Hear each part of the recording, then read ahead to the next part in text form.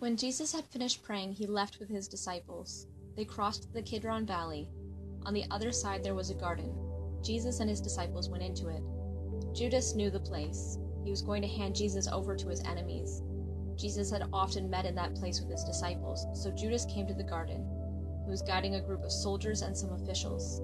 The chief priests and the Pharisees had sent them. They were carrying torches, lanterns, and weapons.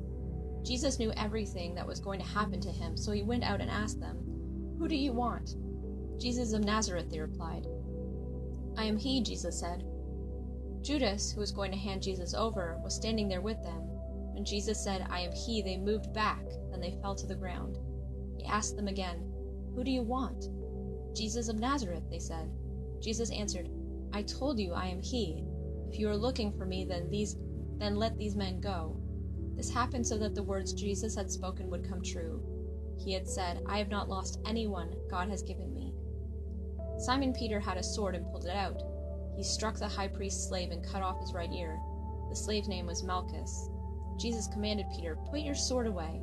Shouldn't I drink the cup of suffering the Father has given me?"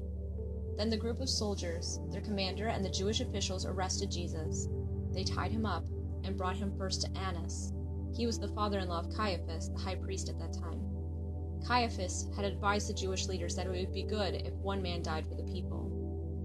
Simon Peter and another disciple were following Jesus. The high priest knew the other disciple, so that disciple went with Jesus into the high priest's courtyard, but Peter had to wait outside by the door.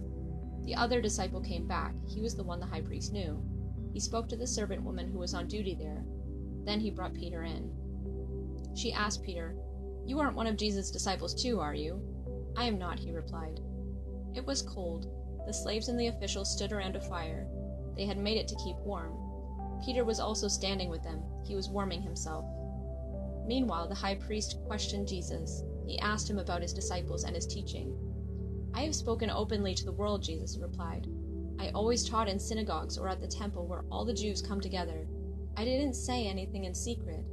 Why question me? Ask the people who heard me. They certainly know what I said."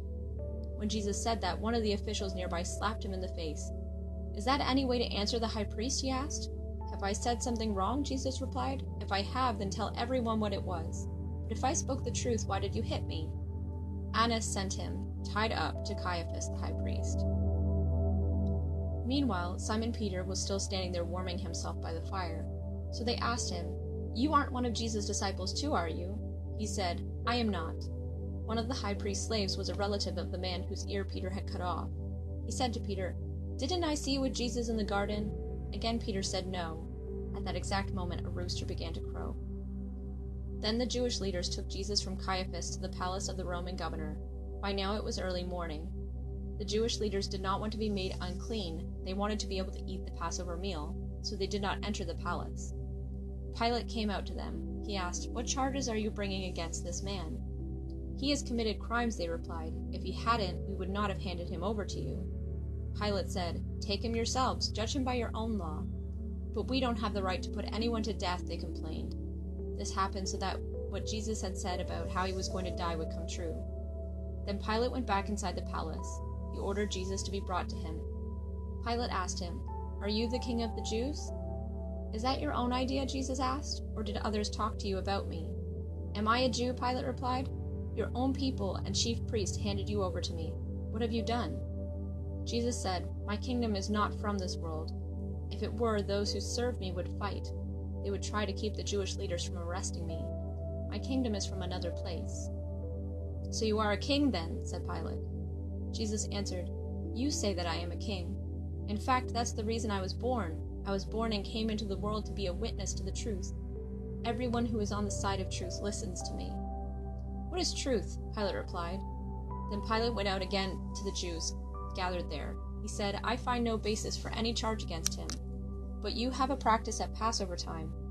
At that time you asked me to set one prisoner free for you. Do you want me to set the king of the Jews free?" They shouted back, "No, not him. Give us Barabbas." Barabbas had taken part in an armed struggle against the country's rulers.